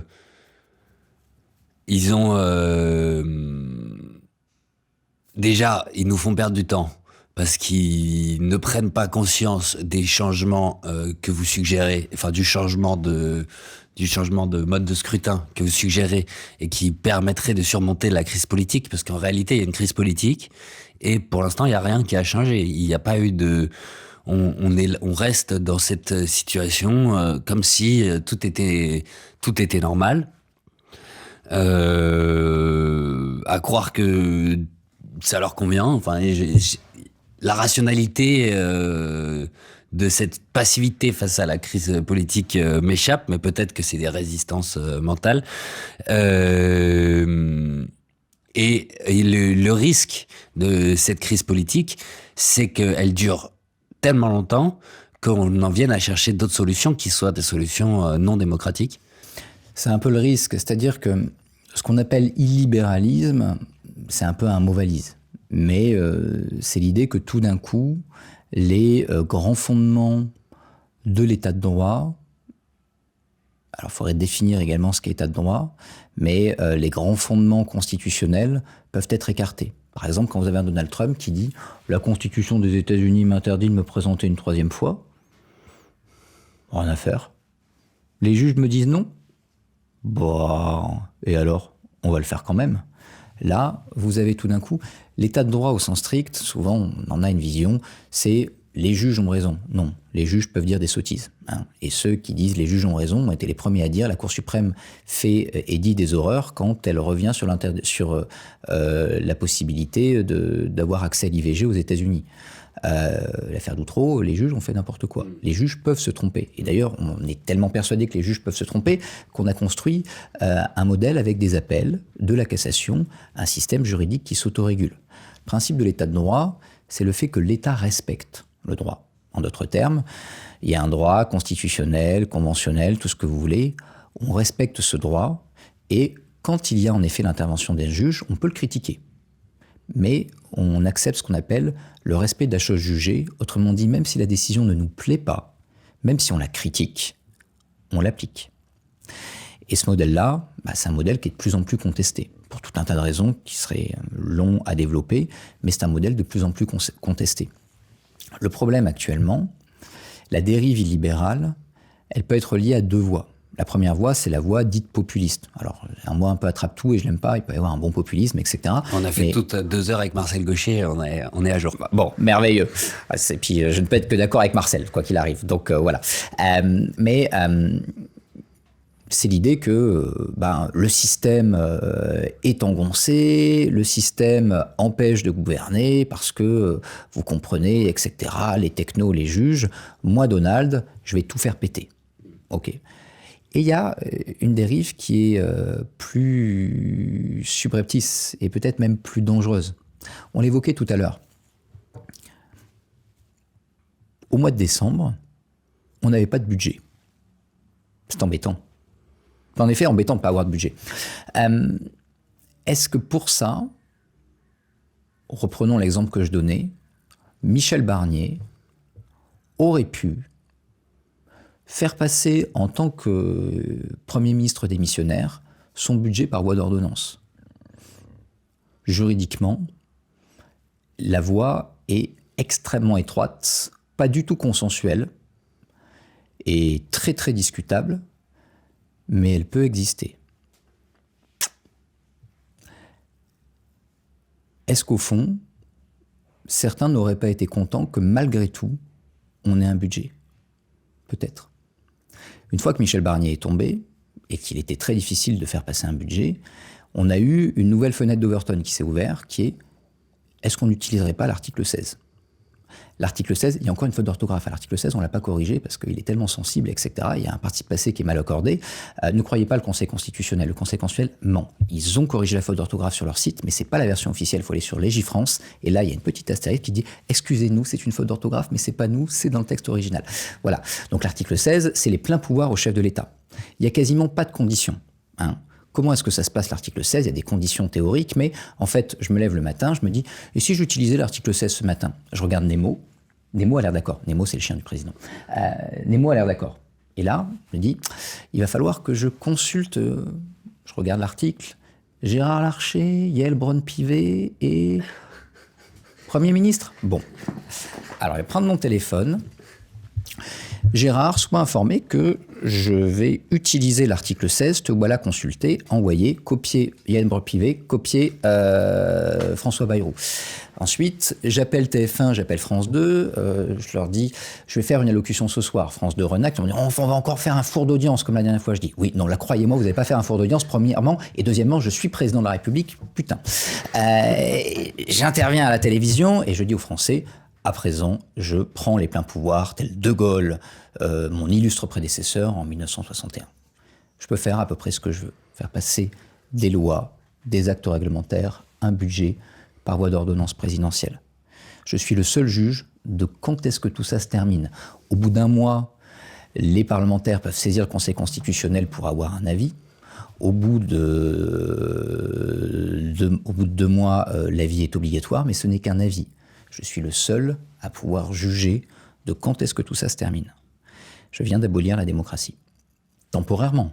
Théoriquement, c'est pas mal l'article 16, c'est une dictature à la romaine. Autrement dit, c'est pas quelque chose de mal en soi, c'est un outil qui permet, quand le pays est ingouvernable, que la Wehrmacht déboule sur les Champs-Élysées, de rendre quand même le pays gouvernable. Le traumatisme de De Gaulle, c'est l'État qui se décompose à la suite de la défaite de 40, et il veut éviter ça. En soi, c'est pas une mauvaise chose. Mais là, je viens de l'appliquer, pourquoi ? Pour faire passer un budget. L'Espagne a vécu 2 ans sans budget. La mise en place du régime parlementaire dans ce pays, ça date de la Restauration, parce que le Parlement a à un moment dit au roi, on va peut-être pas adopter le budget. Et donc là, je viens d'abolir le régime parlementaire. Tout ça parce qu'on n'avait pas de budget. Non, c'est largement disproportionné. Et c'est extrêmement dangereux. Et pourtant, on a débattu de ça. Pourtant, certains journalistes ont même dit, si Emmanuel Macron était courageux, il prendrait ses responsabilités et il utiliserait l'article 16. Mais moi, je suis fonctionnaire, si vous voulez. Là, au mois de juin, si on n'avait pas eu de budget, je me serais posé la question, personnellement, j'ai peut-être intérêt à ce qui déclenche l'article 16 parce que ce serait bien qu'on ait un budget. En même temps, le constitutionnaliste en moi aurait dit non, il faut surtout pas, c'est extrêmement dangereux. En même temps, d'un point de vue économique, ce serait bien qu'on ait un budget. Et donc, à partir de combien de temps on se dit, au fond, tant pis la Constitution. Est-ce qu'il ne vaudrait mieux pas aller vers un système plus autoritaire si au moins ça permet que ce soit gouvernable et que les fondamentaux soient acquis en termes budgétaires, etc. En 2027, admettons qu'on n'ait pas de majorité, qu'on soit à nouveau en pleine crise financière. Combien de temps va-t-on se dire avant de dire est-ce que le chef de l'État ne devrait pas, de toute façon comme il n'y a pas de majorité, comme le pouvoir il n'est pas au Palais Bourbon, il n'est pas à Matignon parce que personne n'arrive à se mettre d'accord, est-ce que le chef d'État ne devrait pas prendre ses responsabilités, prendre effectivement le pouvoir et par des actes forts et clairs, régler le problème, faire passer un budget d'austérité par des voies manu militari, etc. Et à quand est-ce qu'on s'arrête ? Et à quand on se déshabitue de ça ? Parce qu'une fois qu'on l'a fait une fois, pourquoi pas l'année suivante ? Et pourquoi s'arrêter entre deux budgets, au fond ? Et le danger, c'est qu'on sorte de la démocratie comme ça. J'aime pas le réduction ad Hitlerum, on n'est pas dans les années 30, etc. Non. Mais au risque de trahir un petit peu l'habitude que j'ai de ne surtout pas faire référence à cette période pour décrire la note, mais c'est quoi le Troisième Reich ? Juridiquement, le Troisième Reich, c'est deux pratiques modifiées et deux abus de la Constitution de Weimar. Il n'y a pas de constitution du Troisième Reich.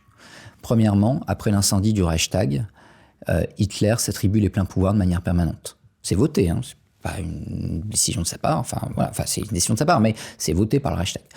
Deuxième élément, quand Paul von Hindenburg, le fameux dont on parlait, le président, meurt, il cumule les postes de président du Reich et de chancelier du Reich.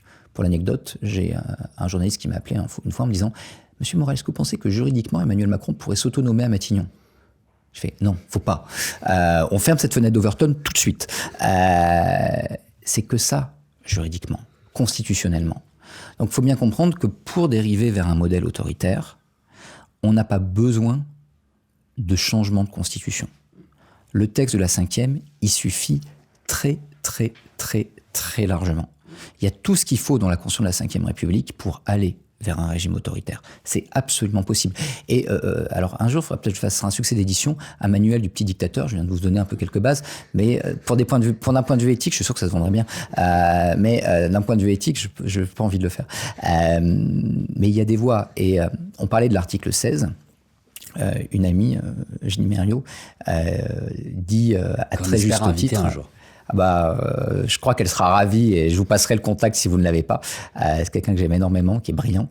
M'avait dit un jour, et j'ai repris ça dans le livre, la Ve République, c'est le seul régime occidental, elle a raison, dans lequel c'est le dictateur qui s'autoproclame. C'est-à-dire que à Rome, la dictature à la romaine, encore une fois, c'est pas Kim Jong-un, c'est une magistrature qui est une magistrature d'exception pour sortir d'un état de crise. Il faut des modèles de dictature à la romaine dans les constitutions, ça existe un peu partout. Mais à Rome, le dictateur est nommé par le Sénat. C'est pas lui qui s'autoproclame. En France, c'est moi qui m'autoproclame en demandant à Nemo et en consultant les présidents des assemblées et le Premier ministre. Et ça, évidemment, vous voyez que c'est vertigineux. Et en la matière, on a probablement dans le monde occidental la constitution la plus faillible et qui nous protège le moins contre les dérives illibérales. Il faut en avoir conscience. Il faut là-dessus être extrêmement, extrêmement prudent, pas seulement dans ce que disent nos hommes politiques et dans qui on élit, mais également dans nos réactions. C'est-à-dire, il ne faut pas considérer que parce qu'on n'a pas de budget, ça justifie tout, et réclamer pour qu'on ait un budget, l'article 16, les ordonnances et pourquoi pas la suspension. Il faut considérer que la crise, elle peut être un moment nécessaire de chaque régime, et que il faut pouvoir trouver des solutions démocratiques pour y pallier, et pas tout de suite paniquer en prenant des décisions qui seraient des décisions qui nous amèneraient sur une pente dont on aura ensuite bien du mal à sortir. Sinon, tout va bien. Hein. Du Xanax, c'est pas mal. Vous couperez peut-être ça au montage, mais voilà, je crois que je vends des cordes également. Achetezmacorde.com. Je fais une réduction au bout de 5 cordes. Je suis pas sûr de le couper. Ah merde. Est-ce qu'il y a quelque chose que vous aimeriez rajouter ? Oui, je crois qu'il faut croire à la politique. C'est-à-dire que face à la période que l'on vit, il y a une attitude rationnelle qui est de se replier sur notre petite individualité, de s'abstenir et de considérer que la politique, de toute façon, ça sert à rien. Si vous ne vous intéressez pas à la politique, elle finit quoi qu'il arrive par vous rattraper. La crise qu'on vit, elle n'est pas franco-française. Aujourd'hui, dans tous les pays occidentaux, on est en crise politique. On a beaucoup parlé d'institutions, mais évidemment, c'est mon domaine, donc je ne vais pas vous... Mais c'est une crise beaucoup, beaucoup plus profonde qui touche à peu près tous les pays européens. Je faisais une interview à vos confrères de la radio-télévision suisse il y a quelques mois, et le thème, c'était « La France va mal ». La Suisse, c'est pire. Je n'étais pas d'accord avec eux, mais malgré tout, eux aussi se sentaient pas très bien. Je crois que la principale source de cette crise, elle n'est pas d'abord dans les institutions, aussi imparfaites soient-elles, mais elle n'est pas d'abord dans les institutions, elle est d'abord dans une crise de la société et une crise de la citoyenneté. La Révolution française, c'est pas d'abord des institutions. Les institutions, elles arrivent tard, elles arrivent en 1791, elles marcheront jamais. En fait, elles marcheront jamais avant le consulat, qui n'est pas une grande démocratie. C'est d'abord 5000 journaux. C'est un espace public qui se structure. On est malade aujourd'hui d'une absence et d'une fragilisation d'un espace public qui permet de stimuler l'engagement citoyen, de stimuler l'intelligence citoyenne et de construire ensuite des grands projets collectifs dans lesquels on se retrouve comme nation politique. Ce pourquoi, je crois que c'est pas une responsabilité de tel ou tel homme politique, c'est pas la faute à Macron, la faute à Mélenchon, la faute à Le Pen, c'est notre faute un peu à tous, dans la manière dont on pense la politique, dont on s'informe et dont on s'y engage. Mais en disant ça, je parle à des gens qui s'engagent et qui donc le font bien, et probablement à des gens qui nous regardent, qui en ont tout à fait conscience et qui ont envie de le faire. Donc, je suis très très heureux que vous m'ayez invité et qu'on ait pu parler de tout ça ensemble. Merci beaucoup Delia, merci beaucoup pour cet entretien. Merci à vous. Merci Benjamin. Merci.